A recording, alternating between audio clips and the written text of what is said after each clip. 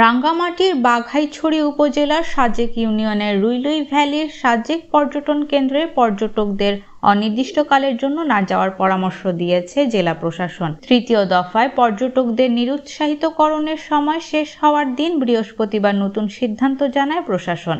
এদিকে বৃহস্পতিবার ৩ অক্টোবর সন্ধ্যায় গণমাধ্যমে পাঠানো অতিরিক্ত জেলা প্রশাসক মোহাম্মদ সাইফুল ইসলাম স্বাক্ষরিত সংবাদ বিজ্ঞপ্তিতে বলা হয়, রাঙ্গামাটির বাঘাইছড়ি উপজেলার সাজেক ও তার পার্শ্ববর্তী এলাকায় আইনশৃঙ্খলার সার্বিক পরিস্থিতি এবং এসব এলাকায় পর্যটকদের নিরাপত্তার বিষয়টি বিবেচনা করে অনির্দিষ্টকালের জন্য সাজেক পর্যটন কেন্দ্রে পর্যটকদের ভ্রমণে নিরুৎসাহিত করা হলো। পাহাড়ে সম্প্রতি সহিংসতার জের ধরে চলা অবরোধে ২০ সেপ্টেম্বর থেকে ২৩ সেপ্টেম্বর পর্যন্ত ৪ দিন সাজেকে প্রায় ১৫০০ পর্যটক আটকা পড়েন।